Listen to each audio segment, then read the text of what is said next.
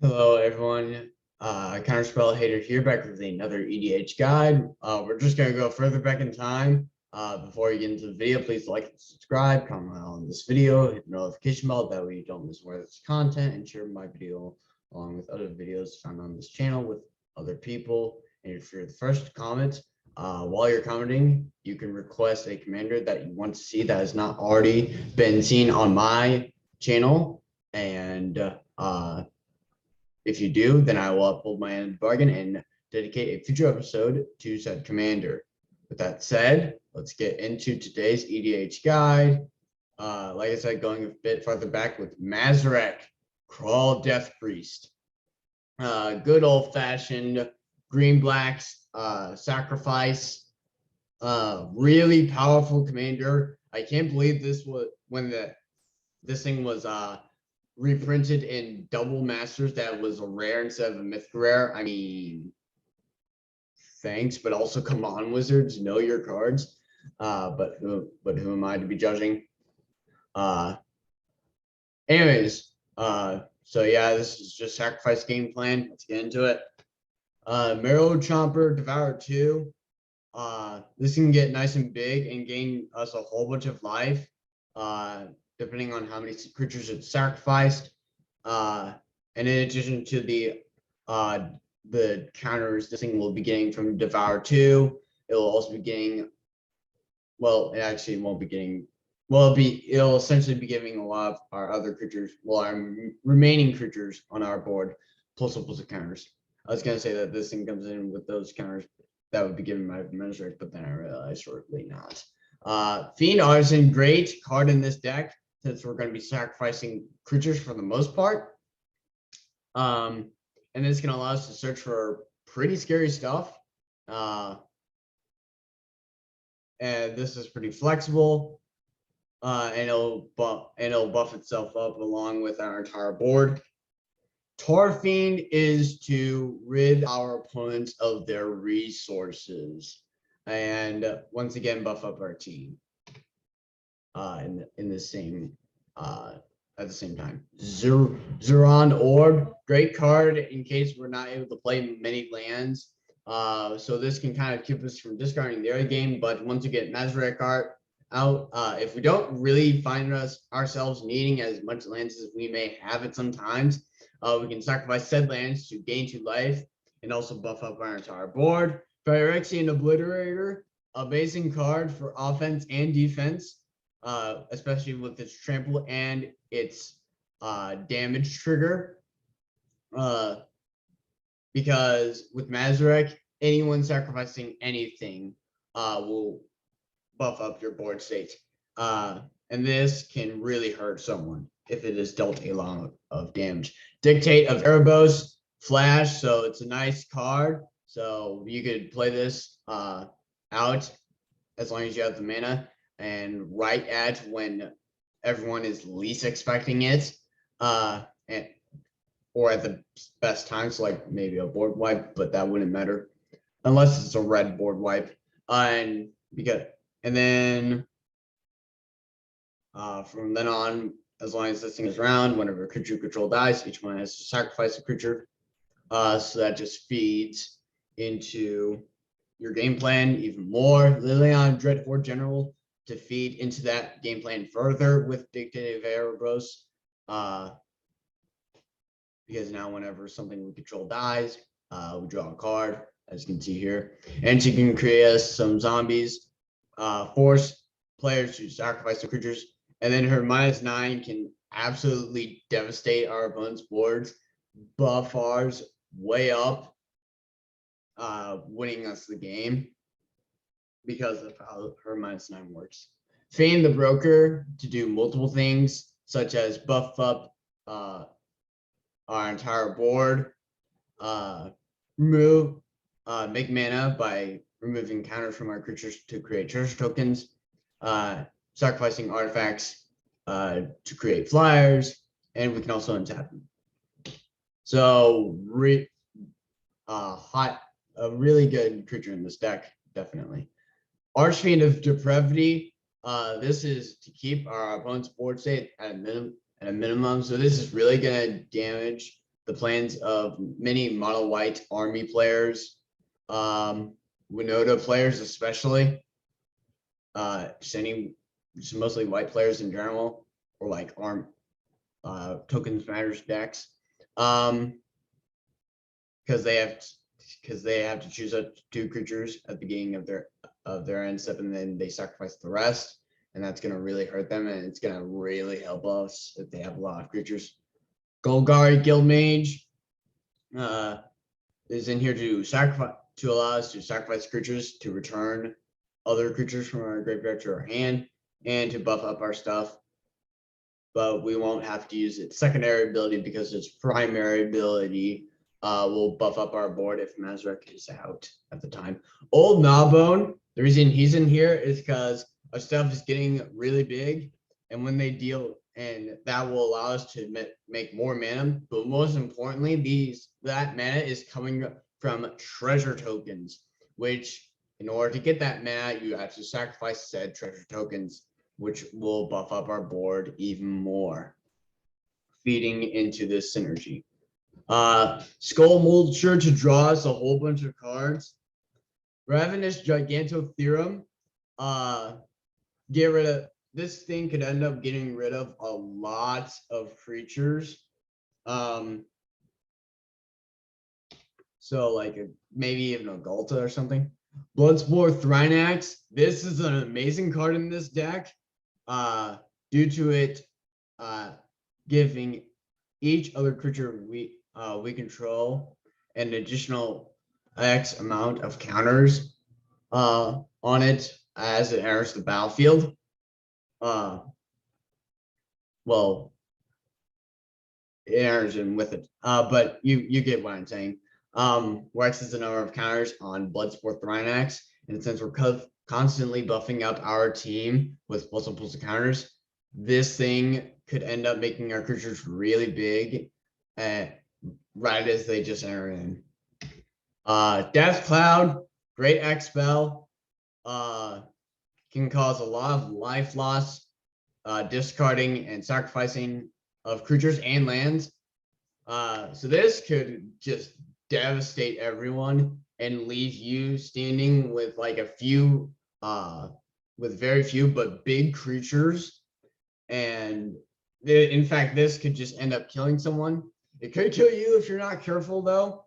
But all in all, a great card. The Gitrog Monster, great commander, not the commander of this deck. Unfortunately, there is a video I have dedicated to this commander, I think. If I have not, you know what the deal is. But back to the video. Great card. Since we're now it allows us to draw cards when we sacrifice lands and play additional lands on each of our turns. So this is synergetic with our commander and just really helps out the deck in general. I mean, 5 mana for a card that allows us to play additional lands and draws those cards when we sacrifice. Well, whenever, in fact, one of our lands are put into our graveyard from anywhere, but mostly being from sacrifice, it can draw us cards. Not to mention 6/6 Death Touch. That's pretty good. Sheoldred Whispering One is in here. Not only as like a reanimator for us, and something to keep our opponents' boards limited, but Swamp Walk, that could really help us out in the long run. If someone is playing black, then they're gonna kind of be in trouble when it comes to blocking this. I mean, 6/6 Swamp Walk, and this is getting bigger, mind you, because Mazirek's certainly going to be out before this. And so yeah, with this thing constantly being buffed up, this could end up killing someone really easily. Mycolith, probably one of my favorite cards, concerning how much of an army it can make within a few turns, and it's really, and that in its own right is really synergistic with this deck, because for the most part, this deck is all about mostly sacrificing creatures. more than anything else. And this thing creates us creatures to sacrifice equal to the number of multiple counters on it, which is also synergistic with this deck. And this has Devour too, as you can see. So all in all, this thing can do a lot for us. Definitely would recommend you put that in your Mazirek decks. In any green-black deck that is focused around sacrifice, of course. Vraska Golgari Queen, help us draw cards. Not as much as Gitrog made, but still can gain us life. She can also destroy something that isn't all that big, but still. But her -9 is what she's really in here for, mostly. Because of the sheer size of our creatures, if we just end up giving them trample, then that could just be the game ending right there with Vraska's emblem. Scourge of Skola Veil. It's a great creature. Like I said, trample, so goes with Vraska's ultimate, as I just said, and enters in with 2 counters. But this thing can get bigger. In fact, at an alarming rate for our opponents, due to it putting a number of plus counters on itself whenever we tap it to sacrifice a creature, because then we get a number of plus counters put onto this creature equals that sacrifice creature's toughness. And since our creatures are most likely constantly increasing in power and toughness, this thing is going to be growing a big quick. And it's going to grow our army. Indulgent Tormentor. This is kind of a control factor in this deck. As much control as we may be able to get, but it's kind of control nonetheless, because our opponent, because we get to draw a card unless target opponent sacrifices a creature or pays 3 life. And if they don't want us doing that, it can start to add up for them. It'll add up faster if they choose to sacrifice creatures, but it probably adds more than anything. It probably adds up just as fast when they start paying 3 life to prevent us from drawing cards. And if they do allow us to draw cards, well, that's more resources we have. So all in all, this is kind of the turning point and could possibly even seal the game. Clackbridge Troll, Trample Haste 8/8. Yeah, that's a bigger problem for our opponents. It does give one of our opponents 3 0/1s, but that is for sacrifice to Clackbridge Troll's combat trigger. And if they want to prevent us from attacking, they're gonna have to sacrifice stuff.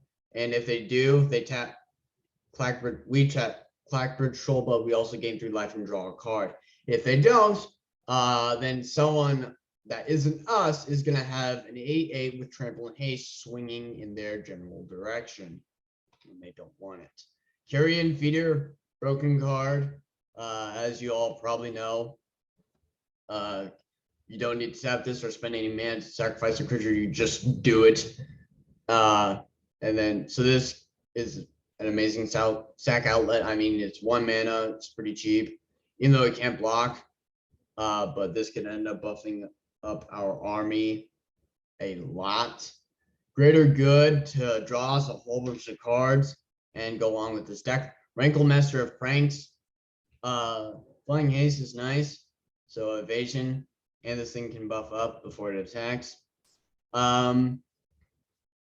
This thing can start whittling away at life if we choose the second option, along with options our opponents has by choosing the first option, but most importantly, board state with the third option. So most likely we're going to be choosing all 3 just to make everyone suffer the most, which will benefit us more than anything, because everyone's losing life, everyone's discarding cards that have less options.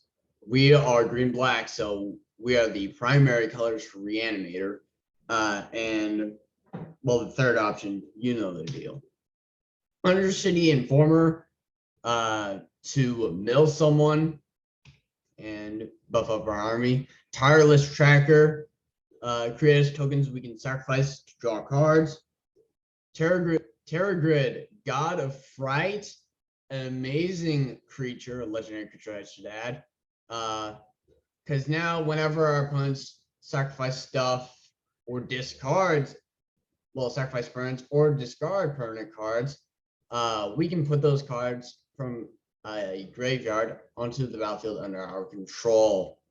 So this is once again kind of one of those turning point cards that, like, once you play it, it's kind of downhill for our opponents unless they can do something about it. And on the other side, for an alternative, we have Terragrid's Lantern, and we can start like targeting someone if they're a threat at the table, or if they just need to die to get out of our way and stop being such a problem. And we can do this multiple times depending on how much mana we have. Pyro the Swarm to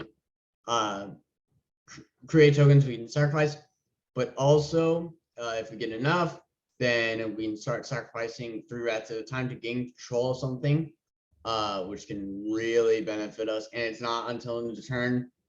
So once again, kind of close out the game. And that is only 2 mana. Champion of Stray Souls, Mass Reanimator card.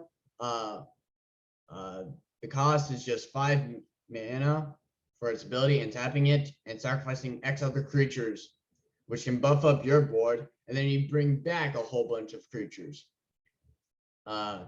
This thing's official mana cost, as you can see, is 6, in case there was any confusion. And this thing doesn't go away unless someone exiles it, of course. Torment of Hailfire, possible win condition, because the following process is repeated X times, and that is that each opponent loses 3 life unless they sacrifice an online permanent or discard a card. So this could whittle our opponents down in resources, life, and board state. And if they're not careful, it could kill them. So once again, but most likely in any case, when we're casting this, we will, by the time it's done, we will be able to kill our opponents. So once again, more of a win condition, but also closing out the game, at least preparing to. Bantu, the Glorified, can't attack or block unless the creature died under your control this turn. Well, that's easy. 3 mana God that's indestructible and has menace. And we can sacrifice creatures to it to smooth out our draws and start draining opponents. Skeletal Vampire, once again, creating tokens by sacrificing tokens of that kind, in this case. And then we can sacrifice bats, in this case, to regenerate this creature. So nice creature, has a way of keeping itself alive and generating us tokens at the same time. The token generation is a bit more costly than the regenerate ability, but that is fine. Whisper, Blood Liturgist, once again as a reanimator. Not as good as Champion of Stray Souls, but just in case we don't get a champion. Besides, we're sacrificing 2 creatures, so still buffing up our board by a substantial bit. I mean, any number of plus counters is better than none, as you all know. Dread Feast Demon, a newer card. At the beginning of your end step, sacrifice a non-demon creature. If you do, create a token that's a copy of Dread Feast Demon. This can end up getting out of hand fast. This can eat up our board, I am aware, but if we are able to outpace the rate at which this eats up our board, then we're good to go. Because not only that, but we can sacrifice those tokens. Although they are decently sized, nonetheless, this can end up being more fodder, or buffing up our board at an ever increasing rate, if you get what I mean. Gisa, Glorious Resurrector. So with her, we are going to be making use out of the decayed mechanic that she gives to the exiled, to the cards she exiled, the creature cards she exiled. And once again, not give us more options to sacrifice. But like I said, we're going to be making use of decayed. Read the cards so you can kind of understand. Archfiend of Spite. I know you can see them well. Flying 6/6 whenever a source an opponent controls deals damage to it, then that source's controller loses that much life unless they sacrifice that many parents. It explains itself right there. Madness 5. That's kind of not important unless you plan on discarding it. But speaks for itself. It's kind of like Phyrexian, not Dreadnought. Oh, what was that? Sorry, I have to reference it. Phyrexian Obliterator. Yeah, it's kind of like Phyrexian Obliterator, except a bit better because it has a form of evasion. Anyways, moving on. Elvis Reclaimer. Nice 1-drop that allows us to sacrifice stuff and get us lands we need. So we are stocking up on too much green when we need more black. We can use this to solve our problems. Death's Presence.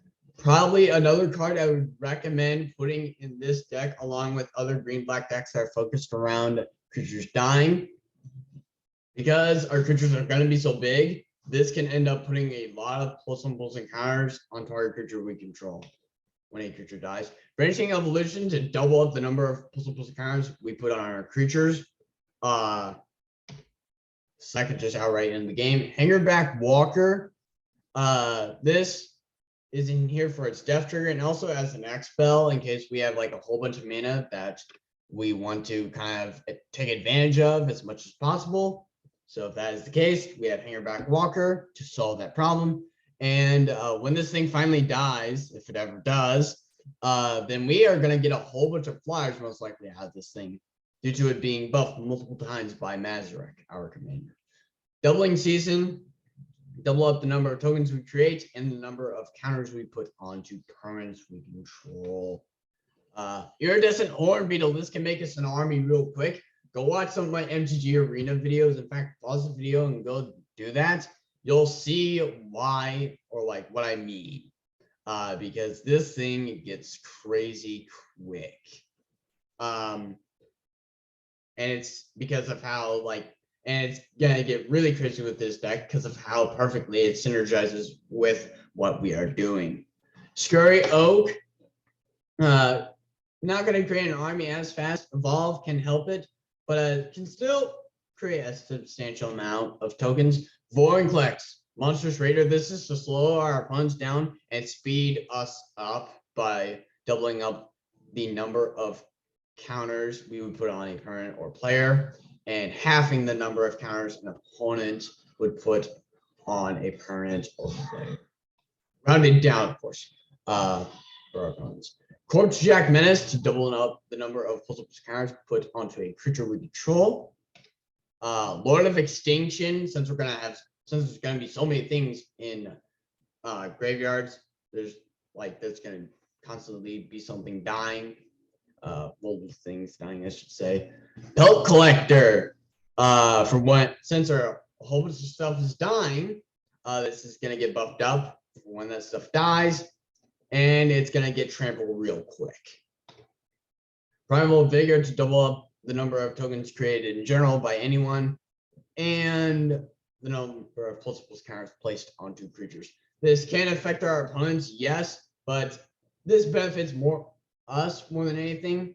And like I've said in past videos, and I'll say it right here, right now, you do not have to use all of these cards. You don't have to use this one. You can use something different. Like Verdant Sun's avatar for life gain. Or Doomgape, I think. No, I don't know. Or some other green black card.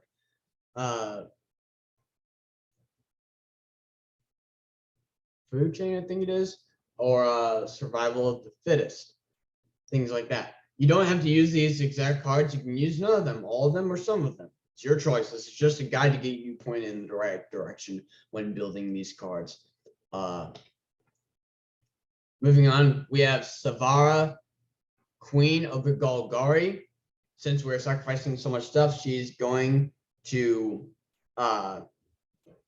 really reward us, especially for sacrificing black creatures, because then we are able to pay 2 life, and then if we do, each other player sacrifices a creature, and for when we sacrifice green creatures, we gain 2 life.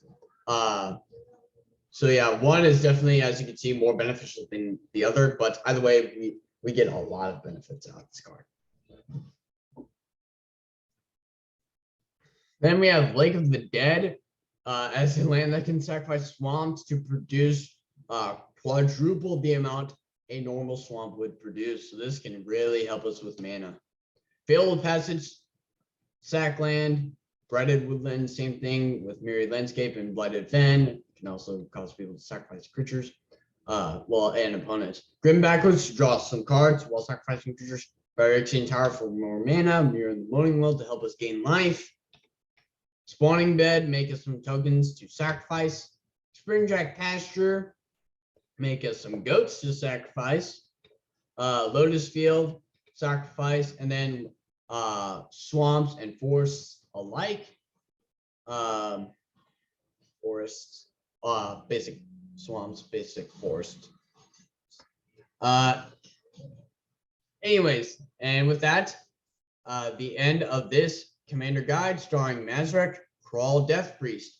A nice throwback and definitely a powerful commander indeed. I hope you enjoyed this video. If you did, please like and subscribe.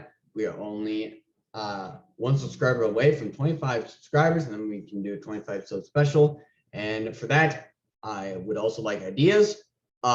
So get to commenting, guys. I would like to see it. I'm missing out on feedback. I like to hear from you guys. I encourage feedback, no matter what type. Just don't make it too harsh.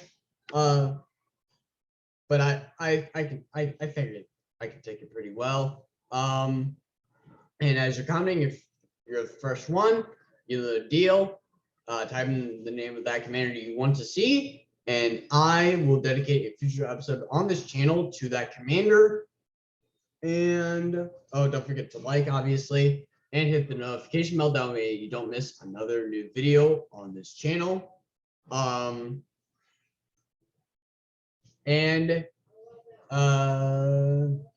I think that's it. Oh, share this video along with other videos found on my channel with others, and go watch my other videos. And that will be it.